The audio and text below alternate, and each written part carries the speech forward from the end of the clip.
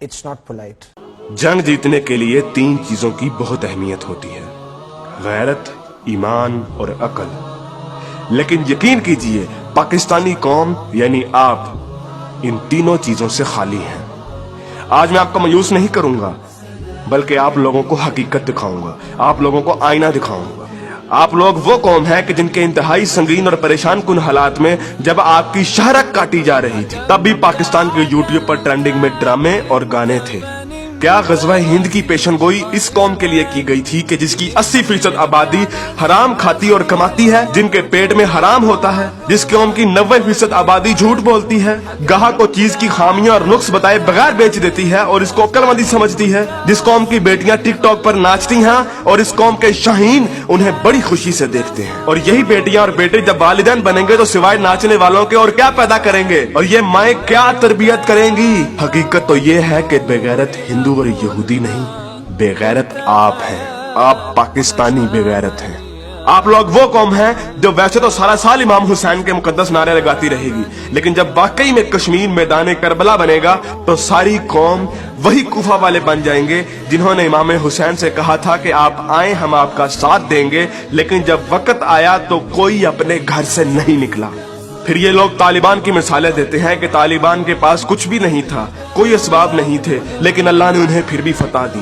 मुझे हैरत है कि ये किस मुंह से तालिबान की बात करते हैं। तालिबान को अल्लाह ने फतह दी थी तो उनकी गैरत, उनके ईमान, उनके तवक्कल, उनकी जिद्दोजहद, उनकी कुर्बानियों, उनके अज़म, उनके इस्तक़लाल और उनकी जिहाद की बिना पर।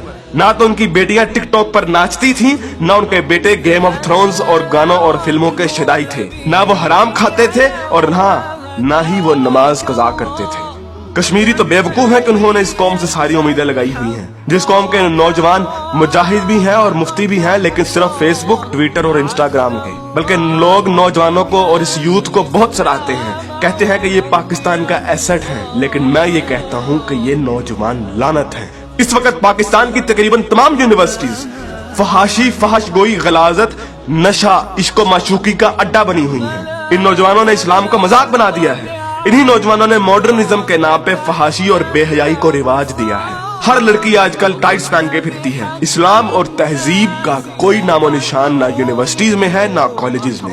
आज के लड़के गर्लफ्रेंड बनाने और लड़कियां बॉयफ्रेंड बनाने को फख्र समझती हैं। इन्हीं नौजवानों में चर्च और सिगरेट एक फैशन बन चुका है। हॉलीवुड के गाने और फिल्में और खुसूसी तौर पे नेटफ्लिक्स आज फैशन, मॉडर्न और पढ़े लिखे होने की अलामत है। और फितने सिर्फ शहरी इलाकों में ही नहीं, देहात में अक्सर मसाजिद खाली पड़ी रहती हैं। बमुश्किल किसी मस्जिद में एक सफ से ज्यादा नमाजी होते हैं। और झूठ, शरीकेबाजी, बदला और फसाद जितना देहात में होता है उतना तो शहरों में भी नहीं होता। अक्सर कॉलेजेस और यूनिवर्सिटीज के असातिज़ा फहश किस्म की जुगते लगाते हैं और बच्चों को बजाय अखलाकियात की तालीम देने के खुद बद अखलाकी की मिसाल बने होते हैं। और ऐसा क्यों ना हो, जब टीचर 45 मिनट पढ़ाने के पैसे ले लेता है लेकिन 20 मिनट पढ़ाता है और बाकी टाइम या तो मोबाइल पे गुजारता है या जुगतबाजी में या मजाक करने में, तो जब असातिज़ा तक के पेट में हराम की कमाई होगी तो वो क्या अखलाक सिखाएंगे। और सबसे बढ़कर हम जिन्स परस्ती और लोंडेबाजी पे पने हुए मजाक इस कदर आम हो चुके हैं, इस कदर आम हो चुके हैं कि सोशल मीडिया पर चलने वाले बिलावल भुट्टो और शेख रशीद की मीम्स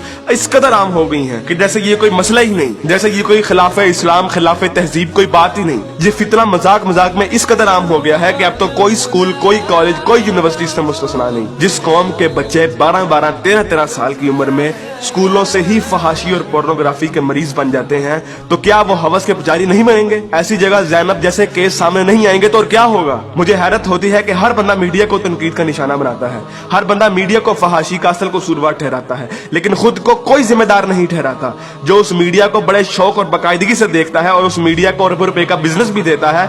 बल्कि टीवी और गाने तो इस कौम के लिए आज ऑक्सीजन बन गए हैं। आप अभी किसी नाई की दुकान पर चले जाएं, किसी दर्जी की दुकान पर चले जाएं, हत्ता कि किसी चिंची रक्षे को देख लें, सब जगह गाने और मुजरे चल रहे होंगे। तकरीबन हर बंदे के व्हाट्सएप के स्टेटस पर या तो कोई टिकटॉक की वीडियो या फिर गाने लगे होंगे। और सबसे बढ़कर बेशर्मी और हराम इस कौम में इस कदर सराहियत कर गया है कि अब तो नातों को भी म्यूजिक के बगैर नहीं सुनते, नातों तक के अंदर म्यूजिक लगा दिया गया है। हमारी कौम का तो मजदूर और गरीब बंदा भी उतना ही खबीस है कि जितना अमीर। हर बंदा हराम खाता और कमाता है, फर्क सिर्फ ये है कि कोई ज्यादा खाता है और कोई कम। मुझे बताइए कि कितने मजदूर और कितने गरीब लोग आप मस्जिद में देखते हैं? किसी बाजार में चले जाएं, मर्दों से कई गुना ज्यादा औरतें नजर आएंगी। औरत अब बाजार की जीनत बन चुकी है। इस इस्लामी मुआशरे में आज तक किसी को कुरान तर्जुमे से पढ़ने की तौफीक नहीं हुई और अगर कोई पढ़ता है तो सिर्फ अपने मतलब के दलाइल ढूंढने के लिए।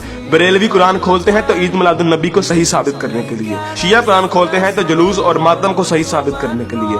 तबलीगी जमात वाले कुरान खोलते हैं तो सिर्फ तबलीग के दलाइल ढूंढने के लिए। औरतें कुरान खोलती हैं तो मर्दों को निगाहें नीची करने वाली आयत दिखाने के लिए, और मर्द कुरान खोलते हैं तो औरतों को पर्दा करने वाली आयत दिखाने के लिए। और बहुत सी अवाम तो ऐसी है कि जो सिर्फ और सिर्फ वजीफे करने के लिए कुरान खोलती है। यानी इन लोगों ने कुरान को अल्लाह की किताब नहीं बल्कि टेलीफोन डायरेक्टरी बना दिया है। अपने मतलब का नंबर निकाला और डायरेक्टरी बंद। उलमा भी इन लोगों को कुछ नहीं कहते हैं। हर जुम्मे पे उलमा सिर्फ फजाइल की बातें करते हैं, कभी लोगों को ये नहीं कहते कि बेगैरती से कैसे बचा जा सकता है, बदगुमानी से कैसे बचा जा सकता है, झूठ से और फ्रॉड से कैसे बचा जा सकता है। उलमा भी लोगों को नहीं कहते कि कुरान तर्जुमे के साथ पढ़ो और सुनो कि तुम्हारा रब तुम्हें क्या कहता है।